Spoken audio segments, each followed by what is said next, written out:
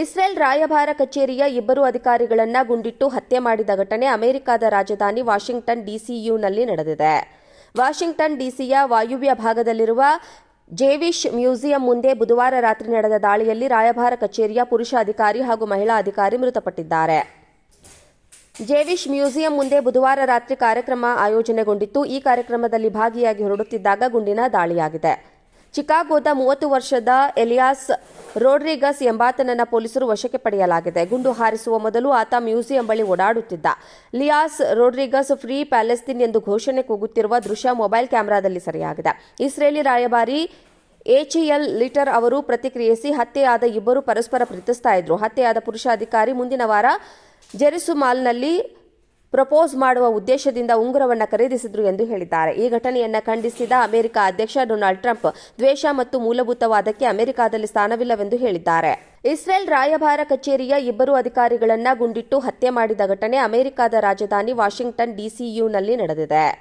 Washington ಡಿಸಿಯ ವಾಯುವ್ಯ ಭಾಗದಲ್ಲಿರುವ ಜೇವಿಶ್ museum ಮುಂದೆ ಬುಧವಾರ ರಾತ್ರಿ ನಡೆದ ದಾಳಿಯಲ್ಲಿ ರಾಯಭಾರ ಕಚೇರಿಯ ಪುರುಷ ಅಧಿಕಾರಿ ಹಾಗೂ ಮಹಿಳಾ ಅಧಿಕಾರಿ ಮೃತಪಟ್ಟಿದ್ದಾರೆ.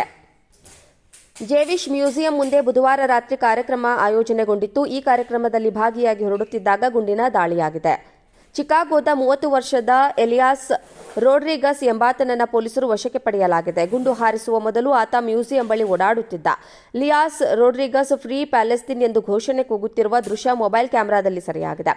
ಇಸ್ರೇಲಿ ರಾಯಭಾರಿ ಎಚಿಎಲ್ ಲಿಟರ್ ಅವರು ಪ್ರತಿಕ್ರಿಯಿಸಿ, ಹತ್ಯೆಯಾದ ಇಬ್ಬರು ಪರಸ್ಪರ ಪ್ರೀತಿಸ್ತಾ ಇದ್ರು. ಹತ್ಯೆಯಾದ ಪುರುಷ ಅಧಿಕಾರಿ ಮುಂದಿನ ವಾರ ಜೆರುಸಲೆಂನಲ್ಲಿ ಪ್ರಪೋಸ್ ಮಾಡುವ ಉದ್ದೇಶದಿಂದ ಉಂಗುರವನ್ನು ಖರೀದಿಸಿದ್ರು ಎಂದು ಹೇಳಿದ್ದಾರೆ. ಈ ಘಟನೆಯನ್ನು ಖಂಡಿಸಿದ ಅಮೆರಿಕ ಅಧ್ಯಕ್ಷ ಡೊನಾಲ್ಡ್ ಟ್ರಂಪ್ ದ್ವೇಷ ಮತ್ತು ಮೂಲಭೂತವಾದಕ್ಕೆ ಅಮೆರಿಕದಲ್ಲಿ ಸ್ಥಾನವಿಲ್ಲವೆಂದು ಹೇಳಿದ್ದಾರೆ. ಇಸ್ರೇಲ್ ರಾಯಭಾರ ಕಚೇರಿಯ ಇಬ್ಬರು ಅಧಿಕಾರಿಗಳನ್ನು ಗುಂಡಿಟ್ಟು ಹತ್ಯೆ ಮಾಡಿದ ಘಟನೆ ಅಮೆರಿಕದ ರಾಜಧಾನಿ ವಾಷಿಂಗ್ಟನ್ ಡಿಸಿಯುನಲ್ಲಿ ನಡೆದಿದೆ.